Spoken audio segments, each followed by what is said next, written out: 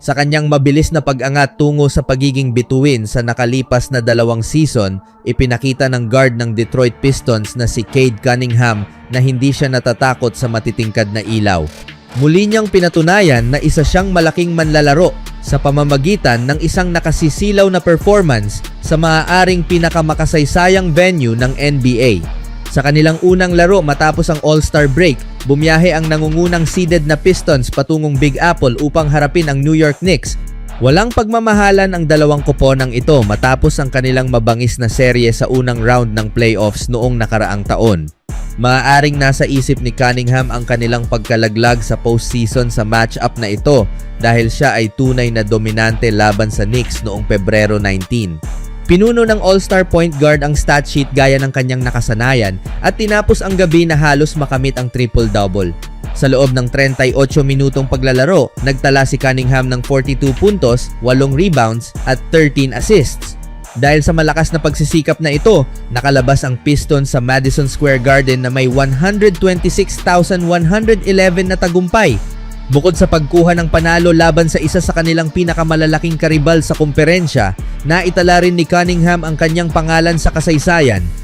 Siya ang unang manlalaro ng Pistons na nakapagtala ng hindi bababa sa 40 puntos, 5 rebounds, 10 assists at 5 naipasok na 3 sa isang laro. Patuloy na dinidiktahan ni Cade Cunningham ang New York Knicks. Dahil sa kanilang hanay ng depensa at haba sa mga wing position, ang Knicks ay isang koponang may sapat na tauhan upang bantayan ang isang malaking guard tulad ni Cunningham. Gayunpaman, hindi iyon ang nangyari. Mula pa noong nakaraang season, ipinakita niyang kaya niyang kontrolin ang laro laban sa New York kapag nanaisin niya. Hindi ito ang unang pagkakataon ngayong taon na nagtala si Cunningham ng malalaking numero laban kina Jalen Brunson at sa kanyang mga kasamahan. Nagkaroon siya ng tahimik na performance nang magharap ang dalawang koponan noong Pebrero 6 kung saan nagtala lamang siya ng 11 puntos, 5 rebounds at 7 assists. Gayunpaman, sa unang sagupaan ng Detroit laban sa Knicks noong Enero, sumabog ang dating number 1 pick para sa 29 puntos at 13 assists sa isang tambak na panalo ng Pistons 121,090. Dahil sa patuloy na tagumpay ni Cunningham laban sa New York, mas lalo pang nagiging kapana-panabik ang posibilidad ng muling paghaharap sa playoffs ngayong taon. Nagsalita ang coach ng Pistons tungkol sa MVP buzz kay Cade Cunningham. Bilang pangunahing manlalaro ng koponang halos buong season nangunguna sa standings, pumasok si Cunningham sa usapan para sa MVP sa kanyang ika-24 na taong gulang na season. Muling nabanggit ang usapin matapos ang kanyang dominasyon sa panalong ito laban sa Knicks. Sa kanyang post-game media availability, tinanong ang coach ng Pistons na si JB Bickerstaff kung ito ba ay isang statement performance mula sa kanilang star guard. Hindi niya iniisip na dapat nakabase sa isang laro lamang ang kaso ni Cunningham para sa MVP at naniniwala siyang dapat tingnan ng mga tao ang kabuuan ng kanyang ipinakita ngayong taon. Ganyan siya buong taon, sabi ni Bickerstaff sa mga mamamahayag. Hindi ka pumipili ng MVP based sa isang laro o isang statement. Ganyan na siya sa buong season. Dinomina niya ang magkabilang dulo ng court at nagkaroon ng malaking epekto sa panalo.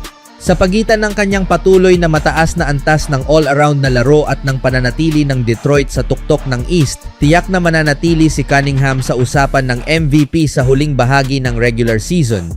Anong masasabi nyo mga kaibigan ngayon sa tsansa ng Pistons kasama si Cunningham? Sa ibang balita naman, sa kabila ng kanilang pabago-bagong kampanya, nananatiling matatag si Stephen Curry na magiging mahirap na katapat ang Golden State Warriors para sa sinuman kung makapasok sila sa playoffs. Sinisikap ng Warriors na manatiling matatag habang wala pa rin si Curry dahil sa injury sa tuhod. Bagamat ipinakita ng kanyang MRI na walang structural damage, mananatili siyang hindi makakalaro at muling susuriin pagkalipas ng disaraw ayon sa Warriors. Kumakapit ang Warriors sa ika-8 pwesto sa team standings na may 29-27 record matapos matalo sa Boston Celtics nitong Biyernes. Si Jimmy Butler ay hindi na makakalaro sa natitirang bahagi ng season dahil sa injury sa tuhod, habang si Kristaps Porzingis ay patuloy pang nag-a-adjust sa koponan matapos makuha sa trade deadline mula sa Atlanta Hawks. Gayunpaman, buo ang tiwala ng 37 anyos na si Curry sa Warriors.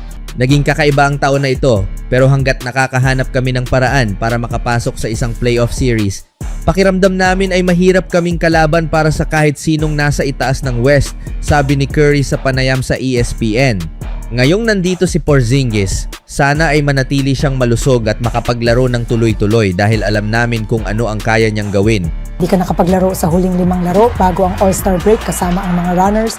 Kumusta ang pakiramdam mo ngayon at ano ang hitsura ng pagpapanatili niyan sa buong season? Wala talagang mahuhula ang timeline pagdating sa rehab pero araw-araw ay bumubuti na. Umaasa akong makakabalik ako agad pagkatapos ng bakasyon. Mahirap ang natitirang bahagi. Para makabalik talaga sa 100%, para makabalik ako doon at magawa ang mga dapat kong gawin. Pero malapit na rin naman ako. Tapos na ang trade deadline ani Kristaps Porzingis. Matagal ng hamon ito ng koponan. Ano ang iyong pagtatasa sa kaya ninyong gawin ngayong season? Napakakaiba ng taon na ito pero hanggat nakakalusot kami sa playoff series, pakiramdam namin ay mahirap kaming kalabanin ng kahit sino sa tuktok ng West.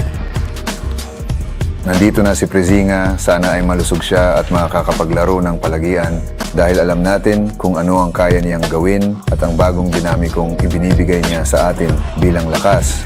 Malaki katabi ni Draymond, si Al Horford para sa aming frontline. Matalino iyon at marami siyang karanasan at kakayahang umangkop doon.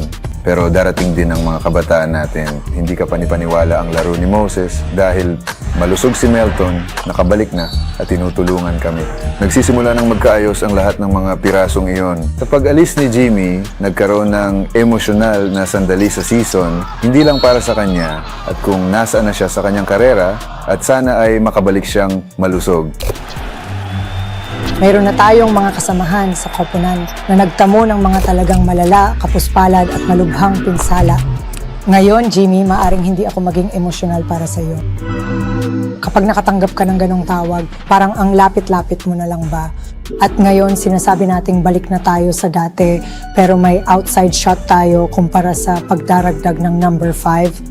Parang kapag papasok ka sa isang season, may ideya ka na kung ano ang kayang gawin ng isang particular na team na ito. At kung ano ang kakailanganin para, alam mo na, maabot ang ating buong potensyal. Ibig sabihin, alam mo na, maging mahalaga sa usapang pangkampyonato. At hindi maganda ang simula namin, pero medyo naayos naman namin kung saan kami pwedeng gumaling. At pagkatapos ay nagkaroon kami ng 12, 15 game run kung saan kami ay, alam mo na, ang koponan na yun muli. At ang pagkakakilanlan ay nagsimulang lumitaw. At pagkatapos ay bumagsak si Jimmy Gill at alam mo, isa itong matinding dagok. Ang kakayahang umangkop at malaman pa rin kung paano namin maayos ang mga bagay-bagay kasama ang mga kasama na kailangan naming manatili sa usapang iyon. Maaaring hindi na ito katulad ng noong mga nakaraang taon, ngunit naroon pa rin ang paniniwala. Nagbibigay iyan sa iyo, alam mo na, ng isang bagay na ikatutuwa mo sa buong season. Nangunguna ang Golden State Warriors sa mundo ng NBA. Buhay na buhay pa rin ang dinastiyang Dubs. Dahil 4 na beses nang nagkampiyon ang grupong ito, paano mo ito babalansehin sa karera mo habang naghahanap ng saya sa kinalalagyan mo? Ano ang totoo ngayon? Nagpapasalamat at pinahahalagahan ko ang paglalakbay na ito. Pero gustong-gusto ko pa rin ang paglalaro ng basketball. Yung tibok lang talaga ng puso ko. Gustong-gusto ko pa rin ang trabahong kasama rito. Ito ang pahinga ko labas ng court.